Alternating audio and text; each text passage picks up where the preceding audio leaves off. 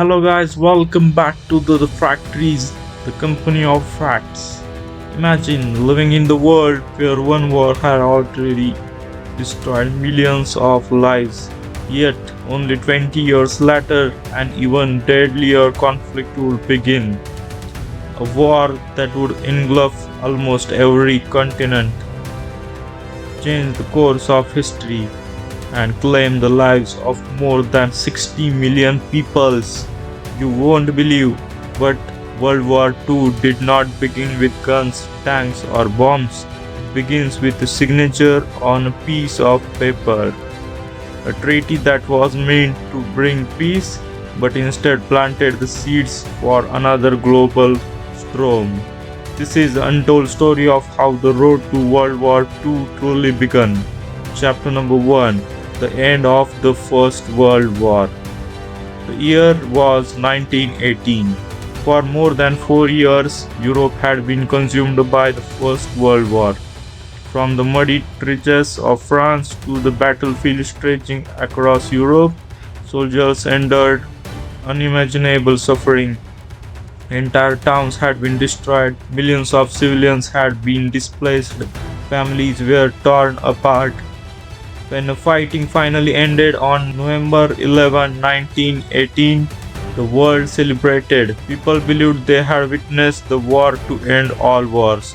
But peace was far more complicated than anyone imagined. The victorious Allied powers, including Britain, France, the United States, and Italy, meet in Paris to decide the future of Europe. Their goal was simple: make sure Germany could never start another war. That decision would change history forever. Chapter number 2. The Treaty of Versailles. On June 28, 1919, Germany was forced to sign the Treaty of Versailles. The ceremony took place in a magnificent hall of mirrors, that Palace of Versailles in France. Ironically, this was the same place where the German Empire had been proclaimed nearly 50 years earlier. Now Germany stood there not as a victor, but as a defeated nation. The treaty imposed extremely harsh conditions. Germany had to accept full responsibility for starting World War I through what became known as the War Guild Clause. For many Germans, this was deeply humiliating. The treaty was forced Germany to surrender valuable territories. Regions such as Alsace-Lorraine were returned to France. Large areas in the east were transferred to a newly established Poland. Germany also lost all of its overseas colonies. Its military was drastically reduced. German army was limited to just 1 lakh soldiers. Conscription was banned. The country was forbidden from possessing tanks, submarines, or an air force. The Rhineland, a strategically important region, was demilitarized. Perhaps the most controversial condition involved reparation. Germany was ordered to compensate the victorious nations for the immense destruction caused during the war. The total cost eventually amounted to billions of gold marks. For many Germans, these conditions were impossible to accept. Although the treaty officially ended one war, it quietly laid the foundation for another. Chapter number 3. A Nation in Crisis. The years that followed were some of the darkest in German history. The country was politically unstable, governments changed frequently, violence erupted in streets. At the same time, Germans struggled to pay the enormous reparation demanded by the Treaty of Versailles. The economic burden became overwhelming. Then came one of the worst financial disasters in modern history: hyperinflation. Money began losing its value at an astonishing rate. Prices rose not every month, not every week, but sometimes every single day. Loaf of bread that cost a few marks 1 week could cost millions of marks just months later. Workers were often paid twice a day because their wages become almost worthless by evening. Families rushed to spend their money immediately before prices increases again. Some people carried wheelbarrows full of cash just to buy basic groceries. There are stories of children using bundles of banknotes as a toy because the paper itself was worth more than the money printed on it. For ordinary citizens, life became unbearable. Many lost their savings, business collapsed, unemployment spread rapidly, hope disappeared. Chapter number 4: The Great Depression.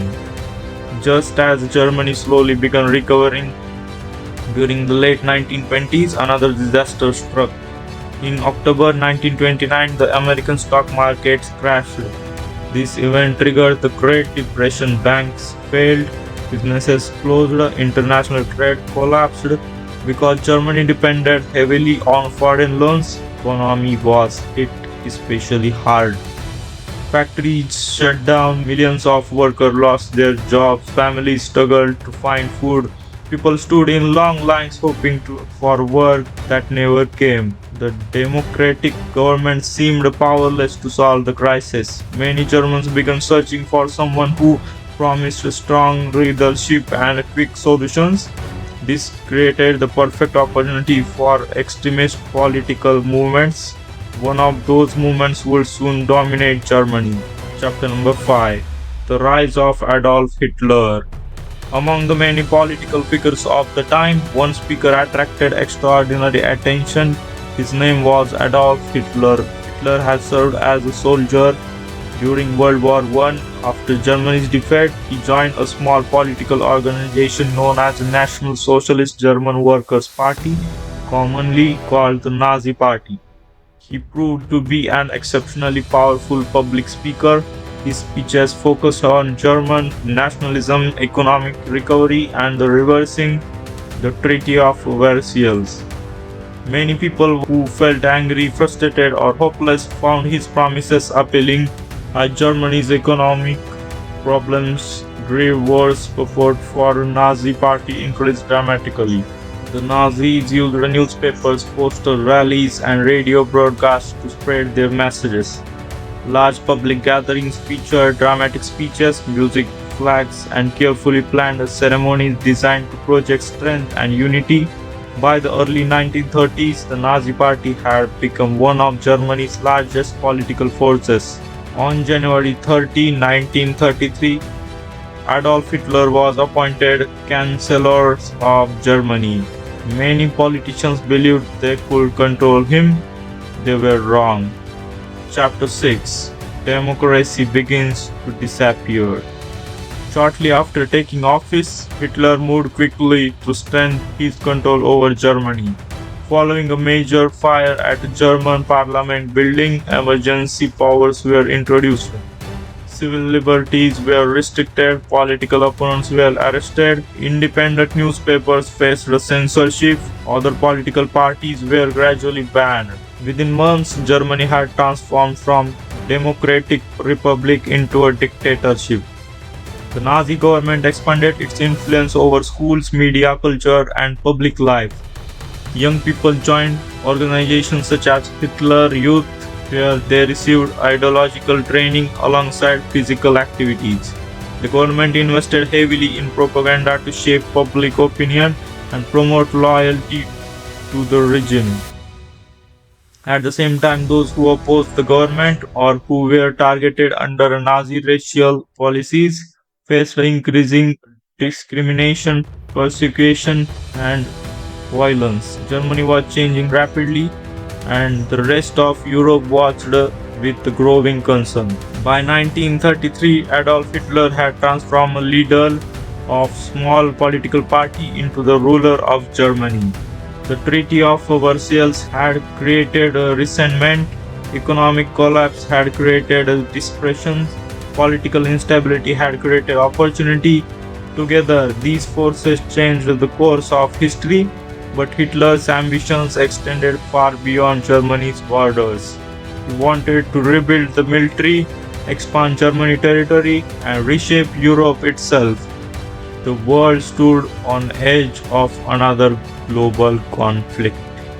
In the next episode, we will explore how Hitler began expanding across Europe, why other nations failed to stop him, and how one invasion in 1939 ignited the deadliest war in the human history.